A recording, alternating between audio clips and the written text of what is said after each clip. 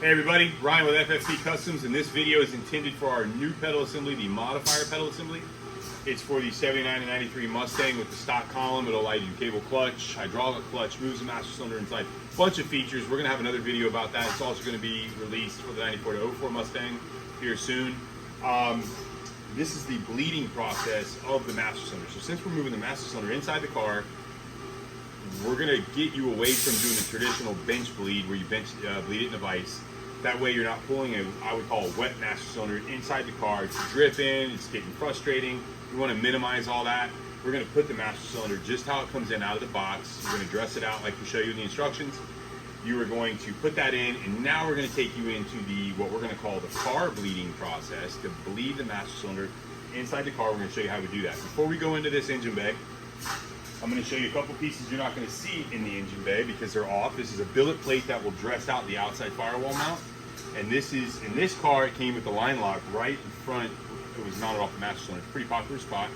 We're going to leave it there. We've got a bracket here that we offer that will bolt right in off of here and keep it right there. If you want to minimize time, you don't want to make new lines, it's already there. This is an option you have. So we're going to move inside the car, and we are going to go over the process. So you've got, real quick, this is your outside firewall plate. These are your reservoir lines here. And these are your output lines that will end up going to your front and rear brakes. Now our instructions will show all this, so we're not going to stray away too far from what we're trying to get our point across on, which is bleeding the master cylinder. We have got all these lines you see here, the black lines. There's a red fitting right there. This is all in the master cylinder kit, the Willwood box that comes in all of our kits. This is a standard thing they offer, and we're utilizing it to help this process to get us through it. So in separate instructions you'll see how we set these lines up. We show you, but we want to show you them in the car. I take a rag and I like to stuff this down here to minimize any type of drippage or leakage. I have modified the factory rear brake line and cut it, reflared it to a 3AN fitting, and that's ready to go on once this is done. And then I've made a new line right off the line lock that comes into here with also a 3AN flare, 37-degree flare that comes in here.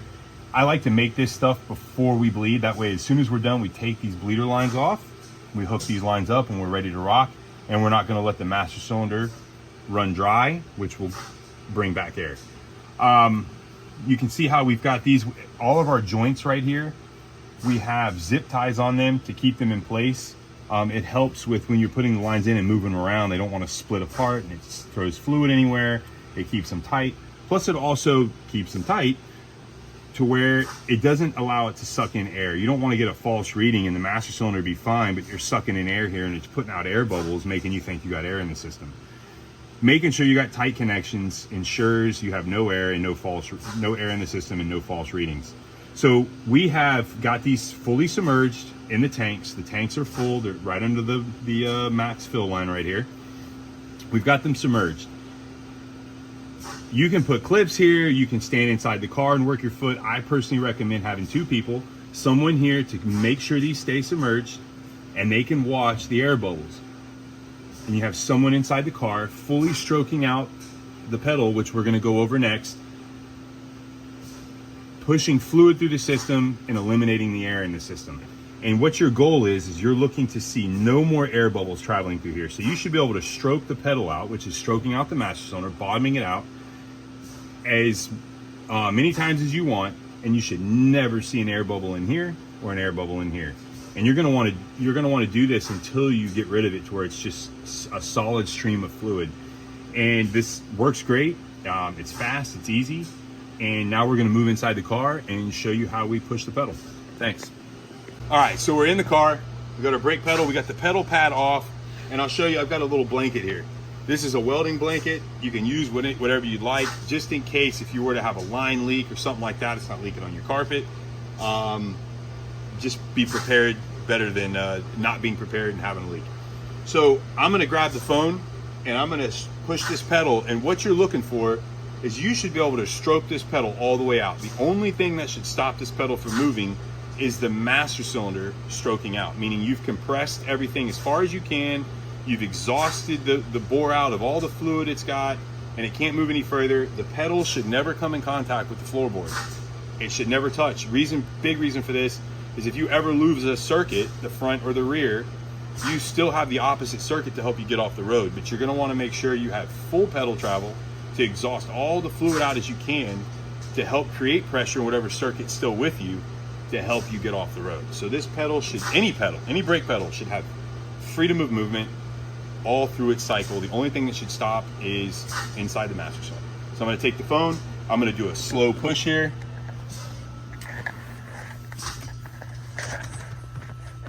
Okay, so you don't wanna move fast.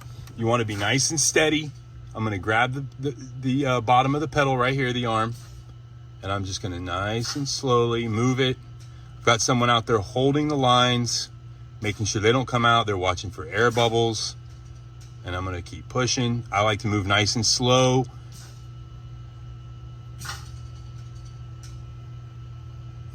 And we're almost there.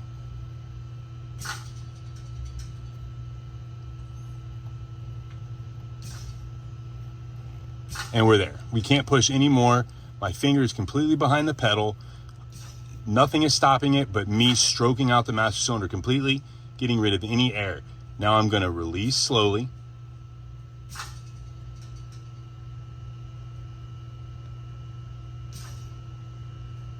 Back to the rest position, the static position. Now it's back, and you wanna continue to do this until you've exhausted all the air bubbles out of it. You see no air bubbles passing through the clear hose, and your master cylinder is ready to hook your lines back up. Okay, so we just got done pushing the pedal inside the car all the way as far as it can go, bottoming out the master cylinder, making sure we're fully stroking it out, and we have completed our bleeding cycle. We had someone out here watching this. We have no more air bubbles. Now is the time.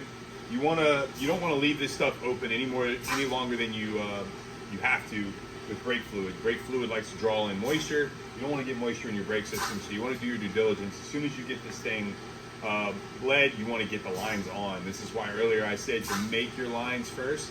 So now we're going to go through the process and we're going to remove these lines, the rubber hoses, and then we're going to stick our hard lines back on, tighten them up, and now we're going to start the bleeding process in all four wheels. We're going to make sure our fluid is fully topped off, and we're going to jack the car up, we're going to take the wheels off, and we're going to go through and we're going to bleed all the calipers and make sure we have a nice firm pedal before we go anywhere. Thanks for watching. If you have any questions about any aspect of our kit or brakes in general, give us a call or hit us up on our email. You can find all that information on our website, ffpcustoms.com. Thank you for watching.